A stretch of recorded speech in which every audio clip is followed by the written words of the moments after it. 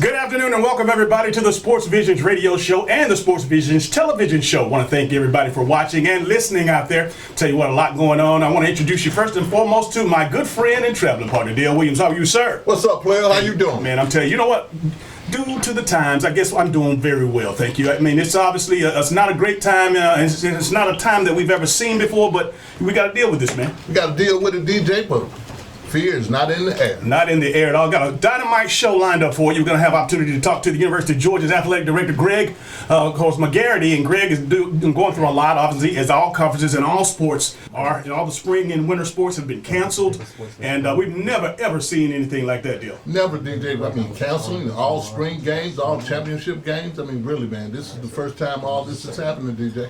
All right. I tell you what, also we got Reverend Johnny Flakes III. He'll be in Dale to talk to us and give us a spiritual perception of this, you know, what he thinks. I'm curious to pick his brain because obviously we're talking to sports guys, players, but you know, this is an athlete, a former athlete, but he's also a man of the gospel, and to hear his thoughts and you know, just a way to kind of lighten the load a little bit. Well, you know, it's going to be good because I know he's got a great message. I mean, really, it's not going to be a whole sermon or anything like that, but we definitely need some words. All right, without further ado, let's go to the phone lines and welcome in the athletic director for the University of Georgia, our good friend, Greg McGarity. How you doing, sir?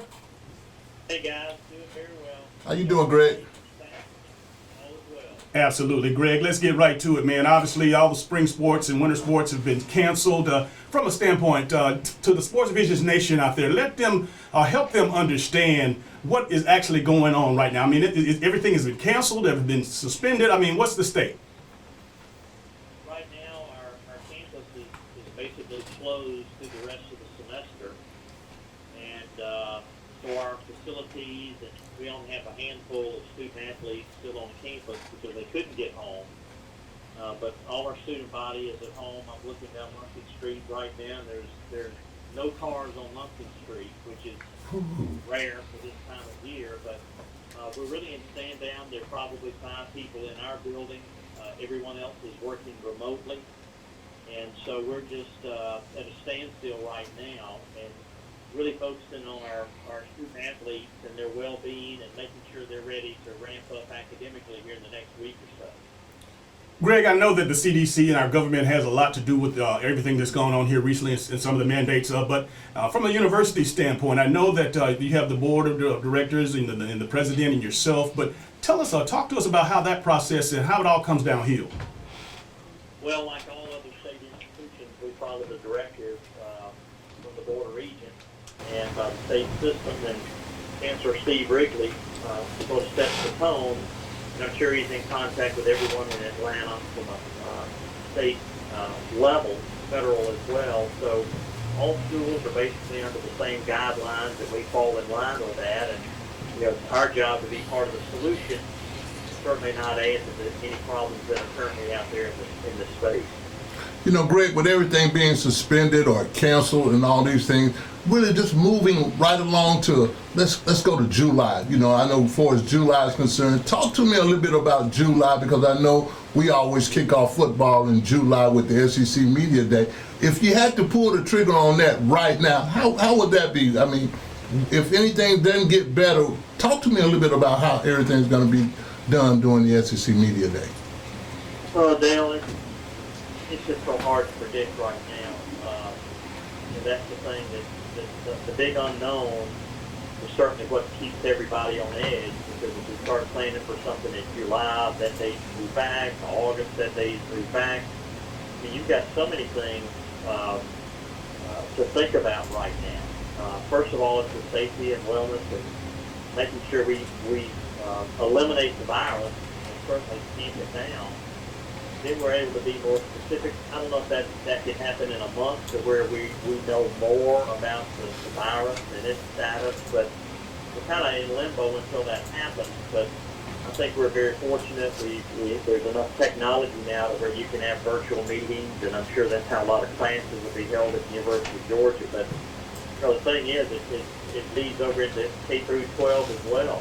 I mean, ACT tests, SAT tests are delayed or canceled for preparatory classes for their classes. So you're looking at a myriad of issues as far as eligibility, certification, you name it, our world is really going to look a little bit different here in the next 4 or 5 months.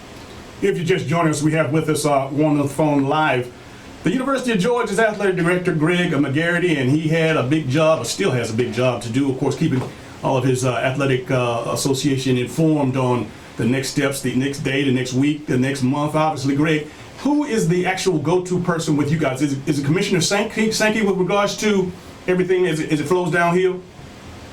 Yeah, DJ, we have a conference call at 12 noon every day, and have had, oddly enough, this time last week, you know, the day the SEC tournament was canceled. So this time last week, we were on a plane getting back to Athens, and here we are a week later with everything shut down. So things happen very rapidly. But yes, we have a call. Then Commissioner Sankey will have communication with the other 31 commissioners in college sports. That group has communications with the NCAA staff. So it trickles down to where when we have our information, when we disseminate that to our staff and our student athletes. And we had a 2 o'clock conference with our student athlete advisory committee to update them on everything we knew, because you know they're kind of lost right now because we have instruction that will start in 2 weeks or a week and a half now. Right now they're just kind of in limbo and trying to get stay in communication with us, and we try to give them support, advice, to hang in there, and at some point in time this will all be over. Greg, regarding the student athletes, those international students, there's a lot of some of the kids that maybe didn't have any way to get back or didn't have any means to get back home. How did you handle that situation? Well, we identified, we have over 550 student athletes, and we have a handful that are still here. They are able to stay on campus in a dorm, with proper spacing, obviously, but Bolton Dining Hall is the only dining hall that's open, and it's kind of like in a takeout mode. So they're able to interact with our academic staff remotely. So we're doing our best we can to support them.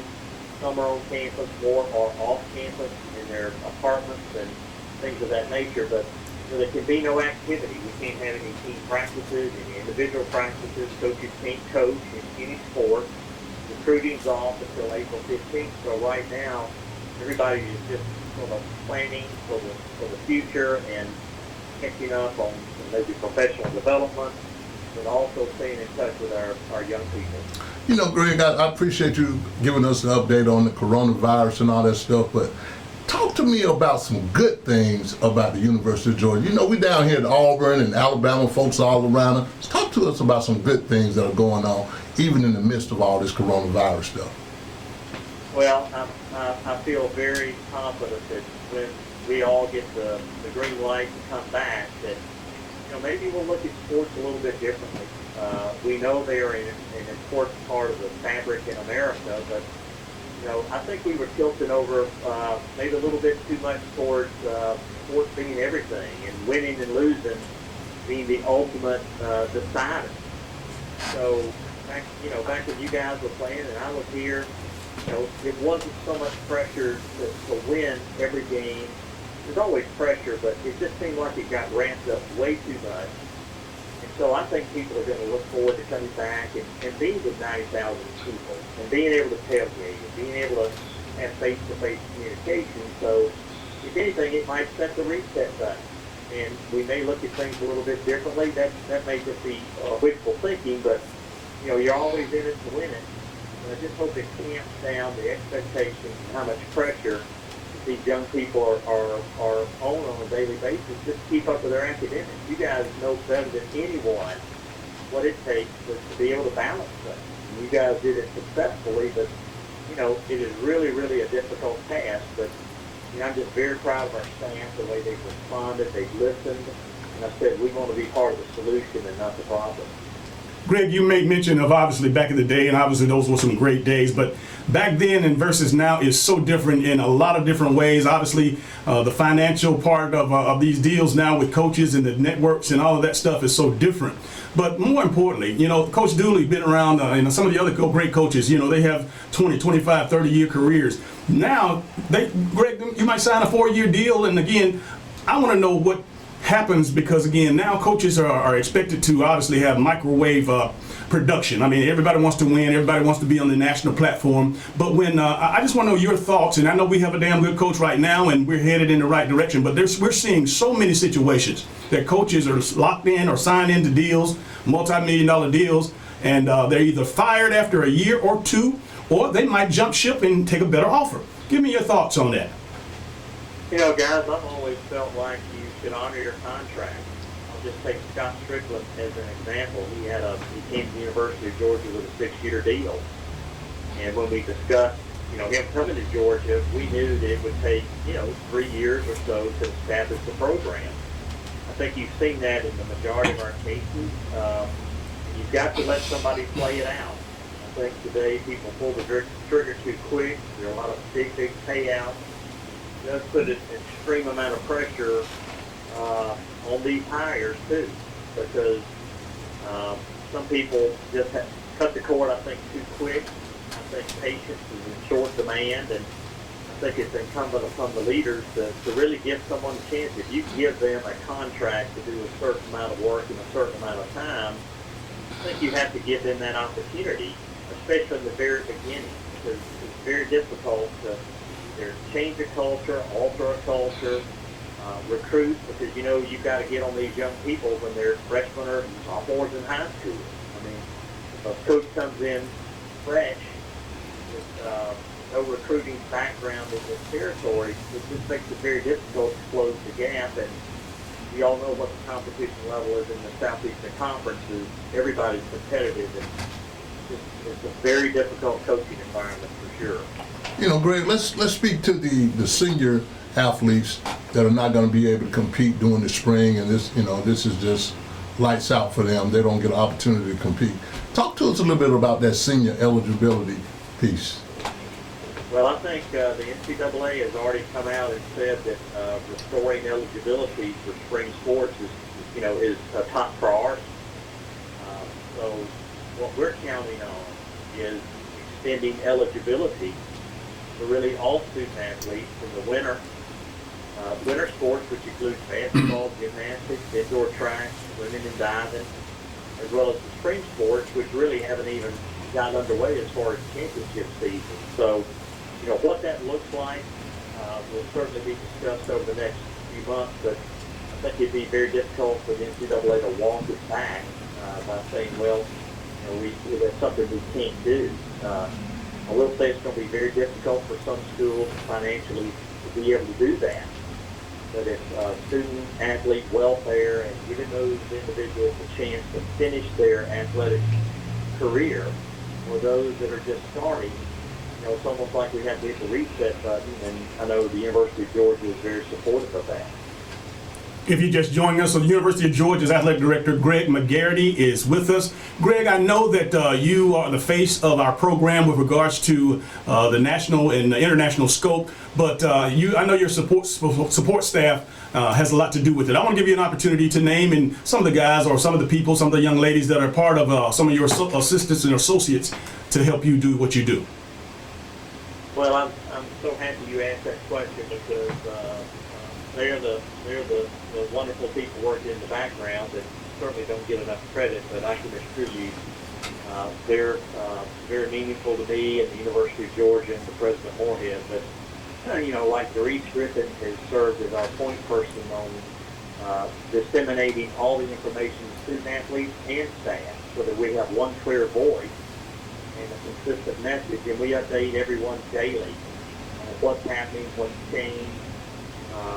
From our facility standpoint, Josh Brooks, Senior Deputy Director, he's got to make sure that our facilities are cleaner than ever before.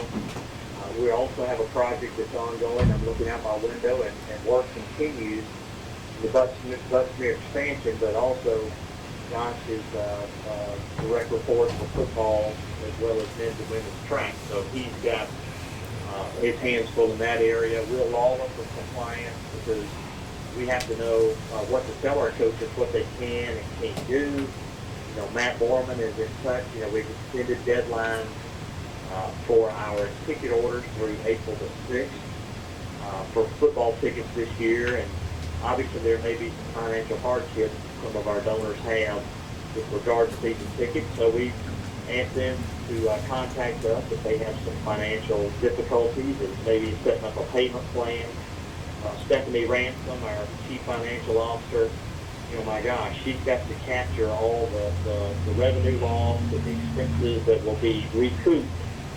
So needless to say, it's a room full of very talented people and many more people like Claude Felton that's got to get the information out to everyone. Rhonda Kilpatrick, Leda Gunnels, Leda was around when you guys were. Yeah.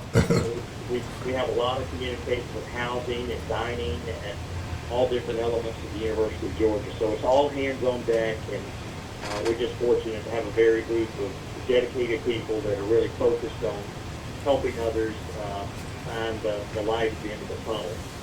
Greg, you spoke briefly about the expansion of Butts Mears building. Any other developments and renovation projects are going on?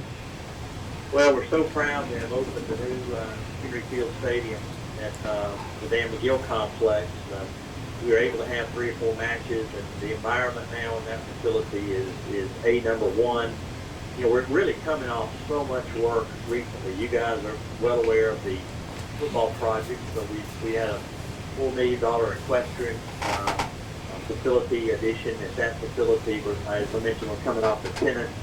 And if you just took the 3 football projects over the last 3 years, you've got the indoor building, the west end, and now the $80 million football expansion. That's about $175 million that's in place or in the process of being in place. So, what we may have to do is kind of put a pause on any new projects until we figure out what our world is going to look like, and from a financial standpoint, from an NCAA standpoint, just really kind of figure things out before we get too far ahead of ourselves. Greg, I want to thank you for taking the opportunity to speak to the Sports Visions Nation, man. I tell you, we waited way too long to do this. We should do this more often. Well, y'all got my number. I'd be glad to help you guys out anytime. You guys are great ambassadors for the University of Georgia, and we just appreciate all y'all do in the Columbus area. You guys are great Bulldogs. Thanks, Greg. We look forward to seeing you real soon, man. Thank you, man. All right. With that said, we're going to go ahead and take a short break. You're listening to WRCG, and you're watching CTV Beam. This is the Sports Visions TV show and radio show. Imagine a life-changing injury. Imagine the fear and unknown. The Houston Clinic Sports Medicine Team, the only physicians in the area with advanced certification in orthopedic sports medicine, treats sports injuries with innovative techniques. The Houston Clinic has helped nearly 1 million athletes live without pain.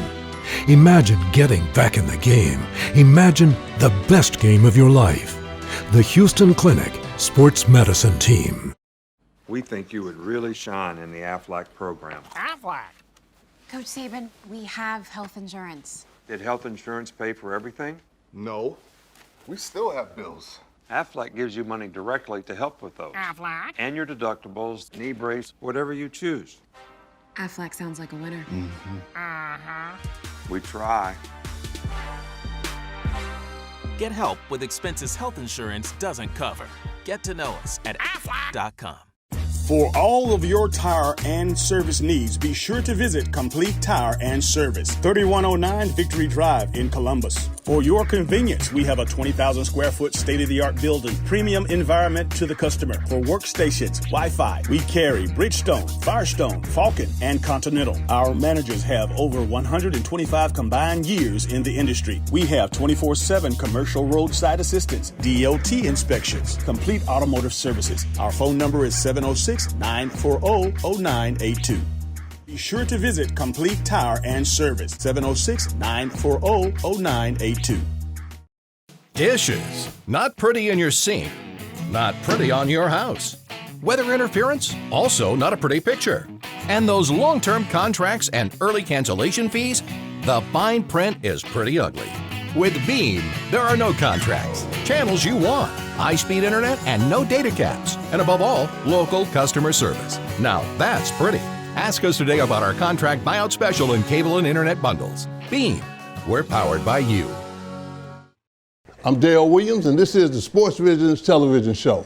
Due to the coronavirus pandemic, the 5th annual Female Athlete of the Year luncheon that was scheduled for April 16th this year has been rescheduled to June 11th at 11:30 a.m. at St. Luke United Methodist. And for those out there that want to be involved in this great event, you can call Dale Williams at 706-681-5192, or you can call DJ Jones at 706-681-1136. And here's some highlights from last year's Female Athlete of the Year luncheon. Good afternoon, everyone. What an incredible opportunity this is to share some words of wisdom to my fellow female athletes and recognize your amazing accomplishments. I would like to start by congratulating all of you for making it to this milestone. Everyone within your sphere of influence is extremely proud of the hard work, commitment you have given to your athletic, but as well as your academic achievements. I'm inspired to see so many young women passionate about sports and the personal growth that comes from it. I'm here today being a female athlete was an essential part to my personal development as a young woman, a business professional, and now as a leader. I started playing basketball as a child and grew to love the sport so much that I kept playing through high school and AAU Summer League. My success in high school eventually led me to a crossroad, having to decide to continue my basketball career at the collegiate level or focus on academics. I remember the conversation very clearly with my parents at the kitchen table. And one of the things that I appreciated is that they guided me, but they allowed me to make that decision. And so I remember like that conversation took place like yesterday. I actually decided to forego my basketball career and concentrated on pursuing a Bachelor's of Science degree in electrical engineering. Over the years, by the grace of God, I've maintained my athleticism and discovered, believe it or not, 18 years ago, a hidden passion for endurance sports, specifically participating in marathons and triathlons. As I look at this room of young women, I am extremely excited about the opportunities that lie ahead for all of you. Today's workplace is poised for women to demonstrate leadership, courage, vision, creativity, and character. With focus, hard work, dedication, perseverance, there is no limits to what you can do and achieve. As an example, at AFLAC, women are in some of the highest executive positions within the organization. Our president, general counsel, human resources, and brand marketing vice presidents are all female leaders among a host of others. And it's not just AFLAC. There are female business leaders today, and like you, many of them participated in sports. I'm gonna actually share some stats with you that I was actually pretty impressed by. In 2015, a study of female C-suite executives found an undeniable correlation between athletics and business success. 52% of the C-suite level execs surveyed played sports at the university level. Over half played sports at the university level. In that same study, 80% of female Fortune 500 executives played competitive sports at one point in their lives. Also, the women featured in the 2007 Fortune list of most powerful women are no exception. 65% of the respondents played sports competitively, either at the high school or college level.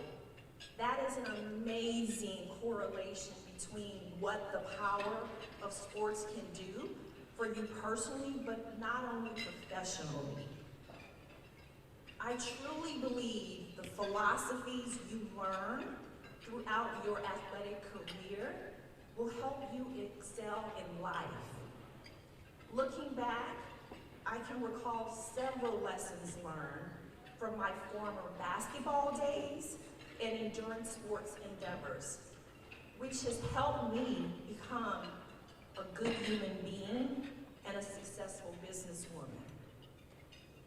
First, my competitive spirit has enabled me to understand that everything is not about winning or coming in first.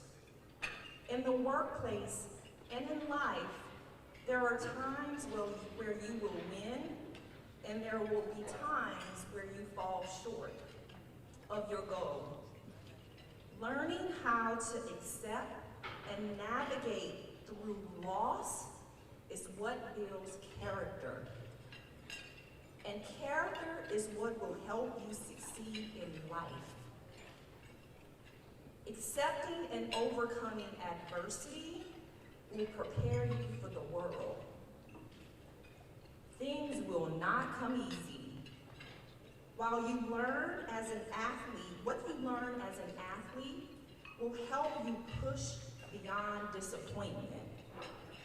Having the ability to turn undesirable situations into positive outcomes will ultimately set you up to succeed.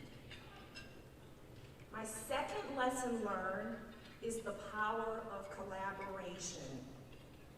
As all of you here in this room have experienced, you win as a team.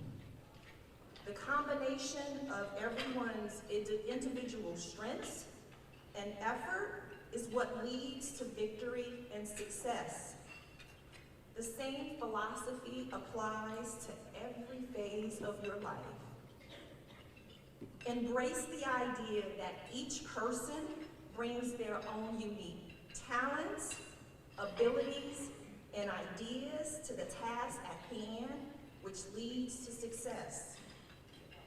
My teammate sitting at table 3 is a perfect example of how you continue to build support around your teams. So they're here today supporting me. One of my favorite quotes, teamwork is the ability to work together towards a common vision. The ability to direct individual accomplishments towards an organizational objective. It is the fuel that allows common people to attain uncommon results. That is a powerful quote because it really is the perfect articulation of what collaboration and teamwork means. The third lesson is the importance of discipline and a strong work ethic. We all can relate to the importance of a strong work ethic by participating in some type of athletic activity. It's not just getting out on the field, track, court, or pool and playing the game. You have to practice and train several times a week to learn the skills needed to play the game. The same level of discipline and maintaining routines apply to the professional arena as well. Fine-tuning your skills via professional development and training classes, being punctual, and managing your time effectively are all the results of having a strong work ethic, which is the result of being disciplined.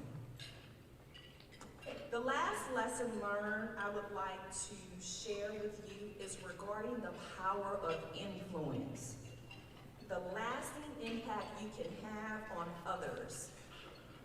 Whether it's a simple thank you, I appreciate you, apologizing when it's warranted, or providing encouragement to someone who needs just a little push. Never underestimate the impression never underestimate the impression you can have on someone else. Throughout my athletic endeavors and professional career, I value the advice of my parents, coaches, teammates, mentors, friends, and training partners. Without their guidance, I might not be where I am today. Remember, these are the people who have invested and poured into you to become a better player and become an even better person. In closing, celebrate your achievements today, but know that there are just the first of many to come in the years ahead. Sports is an amazing tool to have in your toolbox. It will help you navigate personally, from an academics perspective, and from a professional perspective, a long life's journey. Along with faith, sports will help keep you centered and grounded. I am so honored to have the opportunity to share a few words with you today, to inspire you to continue to push forward, and know that whatever decisions that you make, you have the support and the backing of all the people that sit with you alongside at your table. Congratulations again. We are proud of you and thank you for this opportunity. Bus is coming in 10 minutes. Come eat breakfast. Hey, watch the homework. Do you know if it's supposed to rain? Where's my gray hat? Where did you leave it? It's your body. What time does practice end today? I like that headband. It really makes a statement. Are you gonna wear this to work? Let's go, bus is here. Liberty Utilities natural gas. So reliable, you'll forget we're there. Imagine a life-changing injury. Imagine the fear and unknown. The Houston Clinic Sports Medicine Team, the only physicians in the area with advanced certification in orthopedic sports medicine, treats sports injuries with innovative techniques. The Houston Clinic has helped nearly 1 million athletes live without pain. Imagine getting back in the game. Imagine the best game of your life. The Houston Clinic Sports Medicine Team. And welcome back to Sports Vision. I'm joined by Tony Barnhart, SEC Network's college football analyst. And Tony, it's good to see you again. So I know it's football season. Partner, we're still here. How about that? That's a good thing. We're still here. Now this is your, what, how many years? 33rd. 33rd. 33rd. Wow, that's Started big. when I was a small child. So. Oh, watch out. All right, let's get right down to it. You know, every year we got to ask you these same questions, but you always get a pretty good spin on it. So tell me on some of the storylines in the SEC is going to be this year. Well, I think obviously the number one storyline is, can anybody unseat Alabama and Georgia? When we get to the end of this event, the media is going to pick Alabama to win the West and Georgia to win the East, just like they did last year. And can anybody unseat? So that, to me, that's number one. Number two, we've got this is, I think, the year of the quarterback in the SEC. We've got 9 quarterbacks here at SEC Media Days. That's a large number. And I think we're going to get incredible quarterback play. And I think after that is we have all 14 head coaches are back at this event from last year. That's very unusual. Will we stand here a year from now and will we be able to say the same thing? Okay. I don't know. Well, let's stay right there. Who's on the hot seat then? What coaches are on the hot seat? Well, I think you start with a situation at Auburn in a sense that I think Auburn's going to have a really good football team if they get good quarterback play out of the two. They got a freshman and a redshirt freshman, and if their offensive line gets better. But listen, they're way overscheduled. I mean, they're playing. You know, they're playing Oregon. They're playing everybody in the SEC West, and if you're Auburn, who would you not want to play in the SEC East as your crossover games? Georgia and Florida. Well, guess what? They play them both. And so I just think Auburn is a good team that's way over schedule. 7-5, 8-4 to me at best. You know, Tony, you've been around a long time in the SEC football. Talk to me a little bit about and give me your take on this transfer portal. Well, first of all, it's here to stay. So we can all fuss about it and complain about it all you want to, but it's not going anywhere. The players needed more freedom than they had, and sometimes you got to know what to do with that freedom because sometimes you don't handle it well. And what breaks my heart is there are guys who are still in that transfer portal who haven't found a place to land, and that is very discouraging. But I think the coaches are going to have to learn how to manage it. I think the NCAA's got to do a much better job of deciding who gets a waiver to play right away and who doesn't get a waiver to play right away. And so I think there's still a lot of work to do. It wasn't handled well in the beginning, but it is here to stay. And if you're a coach, you got to monitor that thing every day because a lot of people are going to be getting their backup quarterbacks out of that transfer portal. You said earlier that you and the media, we probably are going to vote that Georgia and Alabama will play in the SEC championship game. Do you really think Georgia can pull it off this year? I do. I think Georgia's got a really good football team. Obviously, there was they don't have a lot of experience at wide receiver, but I think that's a position you can get away with playing young players if they're talented. And I think Georgia does have a bunch of talent because you got a veteran offensive line that's really good. You got a veteran quarterback who's really good. You got DeAndre Swift, who's one of the best 2 or 3 running backs in the country. And I think the defense is gonna get better. And so, look, it all comes down to a handful of plays and a handful of games. Do you beat Notre Dame at home? Do you take care of Auburn on the road? Because we know that game, strange things happen. And if you get to Atlanta and you get there undefeated, you know who's going to be on the other side. And can you find a way to beat them? Because like 53 out of the last 60 or 120 minutes they've played, they've led all or controlled the game all but about 9 minutes, but they couldn't close the deal. Can they? If you knock on the door enough times, will the door finally open? Will you finally kick it down? And I think this Georgia team is a team that can do that. Okay, now let's get down to the national championship. Give me your top 5 that'll be in the playoffs this year. Well, I do it by conferences. All right, I think if Georgia and Alabama are both undefeated if they play in Atlanta, they're both undefeated. If it's a good game, I think both teams have a chance to get in. Obviously, Clemson is going from the ACC. The Big Ten, I believe, is going to be Michigan. The Big 12 is going to be Oklahoma.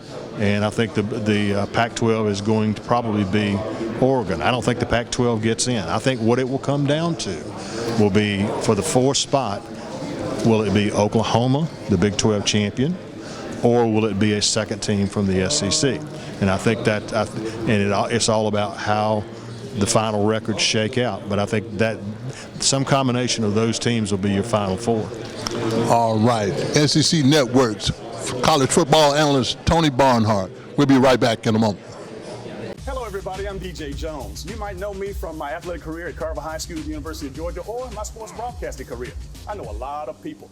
But when it comes to an attorney I trust, I call Forrest B. Johnson. I'm Forrest Johnson of Forrest B. Johnson & Associates. And I want to let you know how proud we are to be a part of your community, a part of the Columbus community and the Phoenix, Alabama community. Consider us first.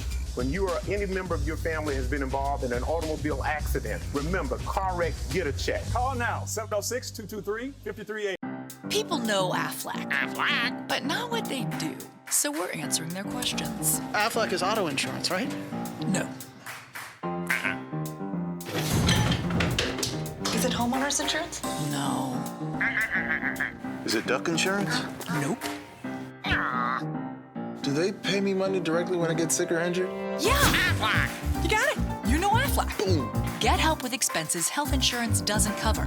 Get to know us at Aflac.com. Good Thursday afternoon and welcome everybody to the Sports Visions radio show / TV show for you viewers over at CTV Beam over at East Alabama. Welcome. Of course, we come in the studio every now and then to show you just how we do our radio show. Of course, it's just like sitting around talking to a couple of fellas over a couple of cold ones, if you know what I'm talking about. Got Zach D in the building from, of course, the Columbus River Dragons. He's going to be chopping it up with us throughout the show. And, of course, you know my man Dale Williams. Nick's on the board over there as well. We got Chris in the house. So welcome, everybody. And, again, a great day. We're looking forward to it. A lot going on, man. And more importantly, I want to bring you in right now, Zach, because obviously you guys are 6 weeks or so away from the playoffs. The season will be over then. And then you focus on the first time being in Columbus, obviously, as a professional hockey team, but in the first year taking the team to the playoffs. Yeah, wow, 6 weeks. That's not a lot of time. It feels like it's been a lot more, and it feels like we have so much more still to go to. But no, we're quickly winding down, that's for sure. We've got home games coming up this week and at the end of the month as well. By the way, so we're on TV. You can see that there. But for those on the radio that don't know, I was severely underdressed. I missed the dress code. I had my teal jersey in the office. Hey. And if you'd have told me, I would have brought it. We had to represent, man. This was a great gesture from, of course, on behalf of you and the organization, man. But obviously, it's been a long time since I had number 17 on, and we wanted to do it, especially when we invited you on the show. Well, yeah, no doubt. I appreciate it, but I would have brought my third in here. I wouldn't look like a little red filling in a teal sandwich on TV. Well, don't feel bad. Nick and Chris, man, they're left out as well. So if you would have thought about it, you could have brought them all. So hey. Anyway, we're going to represent, and that's just how I was going to do it. Looking forward to a great show today. But first, before we get into the sports at hand, let's talk about this journey. Because, again, it's all about this first segment is all about the River Dragons. Mm-hmm. And I wanted to, I know when we had you in before, this was like, 3 or 4 months before the season started. You guys hadn't sold a ticket. You hadn't done a promotion. But very quickly, you and Scott down there, and y'all and the staff put together, you guys obviously put it together real quick. Yeah, well, a lot of times, teams want a full year to get themselves acclimated, and we didn't really have that opportunity because, when the lease got signed and when the players we brought in, you bring in players and you can't say, well, sit out a year and wait. So, we went in, we knew it would be tough at the beginning, not only because of the low timetable, but also because, football down here is huge, and we're not... we're not oblivious to that. We're very aware of that. And I think that's why you're seeing in January, February, in March and April coming up, that the team is really hitting its stride. The team is growing. I mean, this weekend, we're hoping to see a crowd in the 4,000s, and that'll be the first time since opening night that we get that. And, if that's just the general bell curve of Columbus, that's what it has to be. But we're just seeing such great support. Year in, month in and month out is really what I should say. Because even in the height of football season, I think we had to play a game on the Iron Bowl, and we still were able to put 2,500 people in there. And I think if you were to tell anybody in this area especially, when I think Auburn hosted it this year, right? Yeah, Auburn hosted it, so it's 30 minutes away, and we still got 2,500 people to come out to a hockey game. So that was phenomenal. We really appreciate the area for coming out and supporting that. We know football's king down in the South, but we know this is a hockey market, a hockey area, and we're just doing our part to get the word out about the new team. And there's still plenty of people that don't know that Columbus has a hockey team again. They either A, still think the Cottonmouths are around, or B, just think, well, hockey's gone and it's gone forever. And it's not. We're at the Civic Center. We got games this weekend. Team's on a tear, too. I think we've won 9 of our last 11. So we're doing Columbus proud with that, too. Zach, I really want to say thank you on behalf of me and DJ for these nice jerseys. I told Scott at the game Friday, hey, I didn't know that y'all did it like this. We appreciate it. It's funny because I remember I had to call you guys and ask you about this. Yeah. And then I said, hey, forget about it. Like in 2 months, you'll forget this conversation ever happened. So you guys did a good job with that. I appreciate it. Well, we thank you for that. But really the serious part about it, for all the business piece, the administrative piece, the promotional pieces, overall. What kind of grade would you give the team right now as they go into the playoff? But even in the midst of all the other stuff that you have to do, what do you really think about? I think right now, just look at the team on the ice. Yeah, I think we're in like a B+ range right now. We're still finding some grooves here and there, and there's still definitely areas to improve, but we are a lot better than we were even a month or even 2 months ago, as evidenced by the fact that we're starting to reel in the opponents that are above us in the standings. In terms of, the front office people, I work, shoulder to shoulder with these guys every day. I got to give them an A because, we had a situation that I don't think a lot of people know about last weekend, which was the February 7th and 8th. We were supposed to play 2 games in Mentor, Ohio, and then 1 in Winston-Salem, North Carolina. Well, there was an agreement reached between our organization and the Icebreakers organization, basically to move the games to Mentor or to Columbus from Mentor. and we had about 10 days, maybe 12 days to put this together in terms of ticketing, in terms of promotion, in terms of all this different stuff. And in those 2 games combined, we put about 5,000 into the Civic Center. So on that short of notice, I think you have to give the front office staff an A for that. I mean, everybody really pulled their weight and then some. And then I think you'll see as the season moves on, we're hitting our stride, we're rolling, and the momentum, it's a tough thing to stop once it gets going. So we're hoping the crowds build up. Military Night comes up at the end of February, so that's obviously huge. It's just a lot of things are going right now, so it's definitely an A. Plus, we're getting ready for next year already. I mean, we've got, a potential TV deal in place, and PMB re-upped with us, so everything's going well. Absolutely. And again, when you talk about everything that's going on, I mean, the best, you got to do promotions every week that you're home. What has been the most successful thus far, and how many fans? That's interesting, because so far, to be honest with you, I think the ones we're most anticipating are the ones coming up, like Military Night, Faith and Family Night. There's also a Throwback Night coming up in March. So really, we've had our eyes pegged on all of those. Not so much in attendance, just because, again, it was in the middle of the football season, but our Cancer Awareness Night raised about $8,000 for the Aflac Childhood Cancer Campaign. Good stuff. So, that was huge there. We had a Hockey Fights Hunger Night in December. I think that also raised not quite 5 digits, but somewhere in that same range as the Cancer Awareness jerseys did. So, it's stuff like that. We're looking to do promotions all year round, obviously. But again, to go back to what I said earlier, when football's king down in the South, we pick our moments, and right now our moments are these right now with Military Night's February 29th. We play the Danbury Hattricks, who are the best team in the Eastern Division. So it's going to be a good game. It's going to be chippy. If there are any hockey fans who know the name Billy McCreary, when he used to play for Huntsville, he's the Danbury head coach. So he's making a return to Columbus. And if that, first of all, Military Night should get you fired up. But for old Cottonmouths fans that didn't like McCreary, there's your chance, the 29th. Also the 28th of March 1st, but the 29th on that Saturday. When you talk about transition, man, we know this front office, you guys had to come in and build this thing from the ground up. But the players, they've been doing so well on the ice. Talk to me about some of the, not necessarily ups and downs, but some of the things that obviously the players, because all those guys had never been in Columbus before. Yeah, so the players, all right, so at the beginning of the season, there was an expansion draft, and you could say there were pockets of guys. There was like 3 or 4 that played together in Carolina, 3 or 4 that played together in Watertown, and they were trying to gel together and combine well. And I think from the beginning part of the season, we thought we had a plan in place, and a few guys didn't work out, or a few guys maybe didn't want to be here, or other teams had wanted. And in December, people saw a flurry of trades from us. I think at one point we had 3 trades in 1 week, and people thought, uh-oh, Columbus is hitting the panic button, like this is bad, something is clearly wrong. And I won't go that far to say it. I will say we were tinkering. We were trying to bring in better pieces. We were trying to find good chemistry and make sure guys gel together. And I think from those December moves, now that it's been about 2 months, the team has been able to gel together. The team has been able to work together well. This is where you're seeing the dividends pay off. You can use that first half of the season not to necessarily hit the panic button, but to really tinker, to really experiment, because now is when you need that solidarity. Now is when you need, in an 18-man lineup, probably a 20, 21-man rotation, and everyone seems to know their role. And that's what we're getting to more and more. Some of the guys we've brought in, guys like Anton Lennartson, Parker Moskal, Cameron Dimmitt, they have all been huge factors, just as much as guys like Yanni Liarakos, Jay Krupp, and MJ Graham, who were here from day one.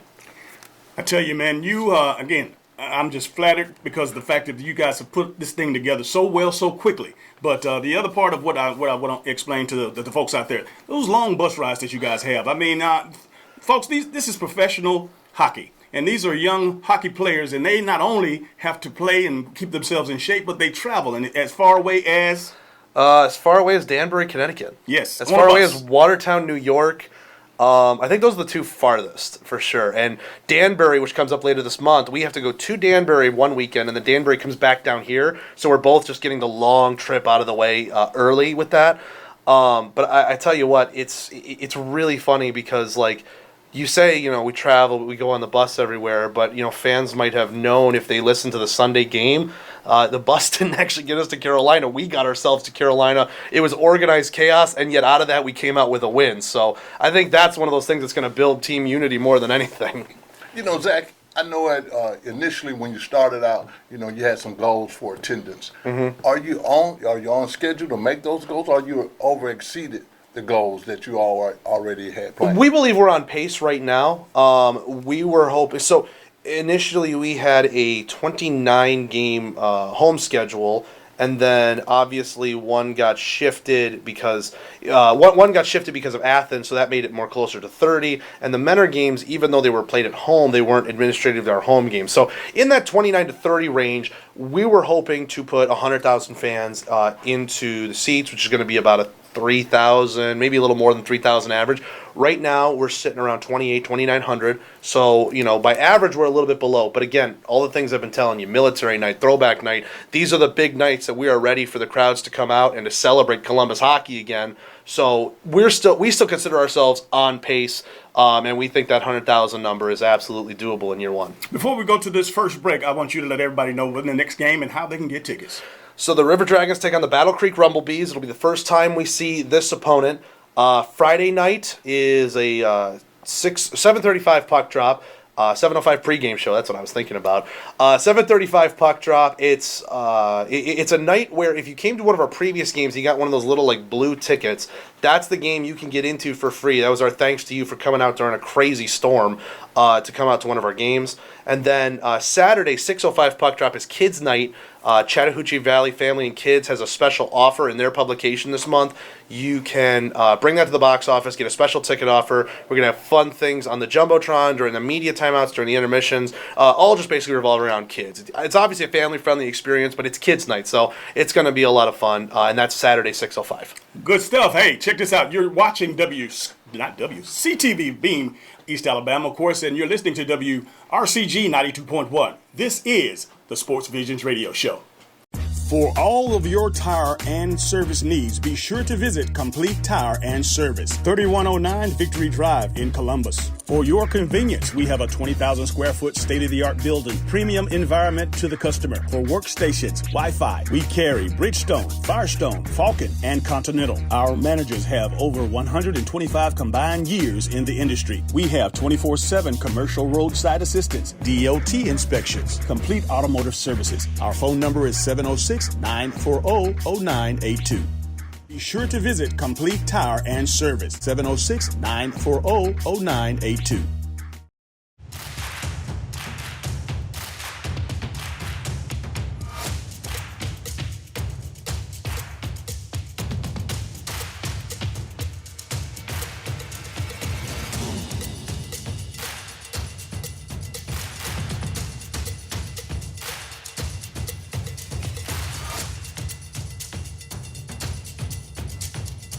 Gear up for fall at Academy Sports and Outdoors. Hello, everybody. I'm DJ Jones. You might know me from my athletic career at Carver High School, University of Georgia, or my sports broadcasting career. I know a lot of people. But when it comes to an attorney I trust, I call Forrest B. Johnson. I'm Forrest Johnson of Forrest B. Johnson and Associates. And I want to let you know how proud we are to be a part of your community, a part of the Columbus community and the Phoenix, Alabama community. Consider us first. When you or any member of your family has been involved in an automobile accident, remember, car wreck, get a check. Call now, 706-223-5381. And that's all the time that we have for today, and we'd just like to thank you all from DJ to Loretta Rose. Thank you for watching Sports Visions. See you next week.